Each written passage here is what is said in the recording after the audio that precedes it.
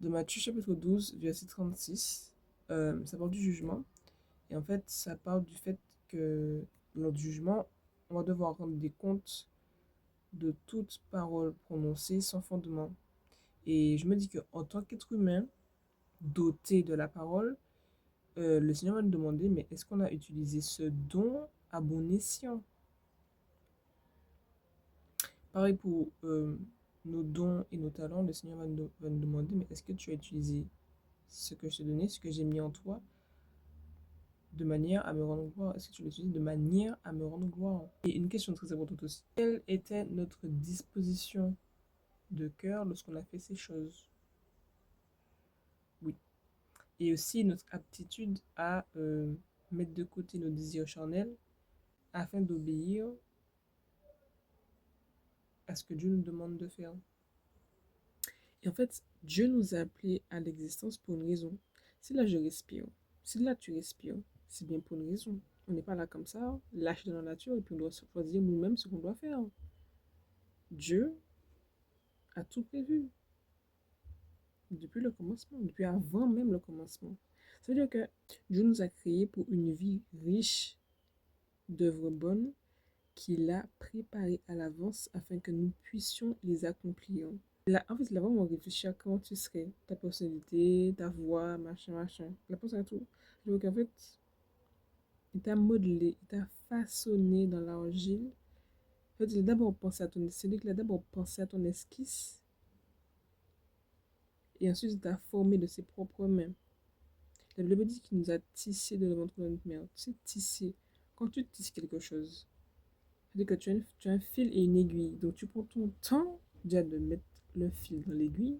Mais en plus, quand tu tisses un truc, tu fais ça avec attention, tu vois. C'est un fil. Après, tu fais jouing, jouing, jouing, jouing. Et en fait, tu te dis, mais attends, ça prend beaucoup de temps de faire ça. Donc, imagine, tu fais un grand drap. En fait, on est là, on est le drap, tu vois, je sais pas. On est, on est le chef-d'œuvre, en fait. Là, tu vois, là, on est déjà fait. Il est seulement à être utilisé comme il se doit. Attends, c'est-à-dire qu'en fait, on est vraiment des potentiels ambulants. Ça a quand même été créé par le créateur de l'univers, hein. Celui, le roi, hein, le roi des rois, qui a fait le ciel et la terre. C'est lui qui t'a fait là, hein. Tu m'as regarde là, mais c'est lui qui t'a fait, oh. Hum. Il t'a fait, et en plus, en fait, tu sors de lui-même. Genre, c'est un truc de fou. En fait, c'est comme une sorte de compliment de se dire que on a été pensé par le créateur de tout ce qui existe, de tout ce qui a la vie. On a été pensé par lui et là, on est là aujourd'hui. Tu vois ce que je veux dire? On vit. C'est quel privilège ça? On pourrait penser que cela est contraignant de devoir répondre à l'appel que Dieu a fixé pour nous. Pensons au fait que, en fait, en tant qu'enfant de Dieu, on appartient au royaume. Donc tu es le prince, la princesse de l'éternel, en plus de ça. Donc il va de soi que, en tant qu'héritier du royaume, il t'a été enseigné qu'il y a une manière de se conduire. Quelqu'un qui occupe la fonction de noble a ses exigences à respecter. Donc nous qui sommes ses enfants, en tant qu'enfants, qu'est-ce qu'on fait nous en tant qu'enfants? On prend exemple sur les parents, tu vois. Donc nous qui sommes les enfants de Dieu, on prend exemple sur qui? Bon Dieu, donc on prend exemple sur lui. Puisque, comme je l'ai déjà dit, on a été créé à son image,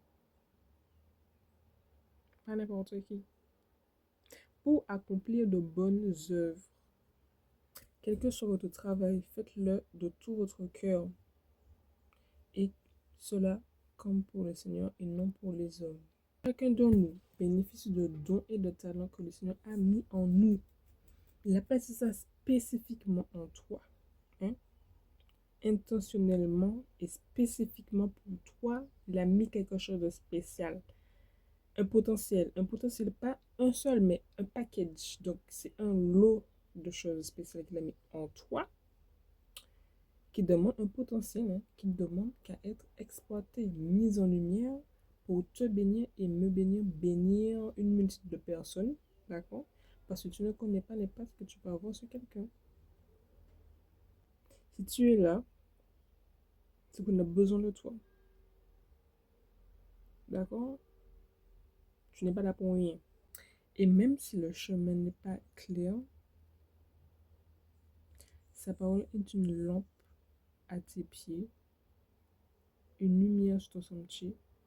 C'est lui qui t'aide à rester c'est lui qui t'aide à rester éclairé. C'est le Seigneur qui t'accompagne tout au long de ton voyage pour que tu restes toujours éclairé. Imagine donc que tu sois un maçon et que malencontreusement, ben, avec toi, tu n'as pas tes outils.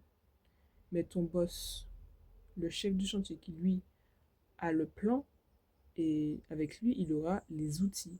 Donc, il aura avec lui tous les outils auxquels tu auras besoin pour pouvoir construire, pouvoir accomplir ce que tu as à faire. Parce que lui, il ne va pas te laisser sans rien. Il ne t'a pas laissé sans rien. Il t'a équipé pour l'œuvre que tu as accomplie. Donc, c'est avec lui, c'est avec Dieu que tu vas pouvoir, au fur et à mesure, construire, que tu vas pouvoir bâtir la mission qu'il t'a donnée. Tu n'es pas seul à marcher. Et la construction se fait avec un plan. Et le plan, c'est Dieu qui le détient. Ton rôle à toi, c'est de l'accomplir, mais pas seul. Tu le fais, tu l'accomplis, mais avec lui.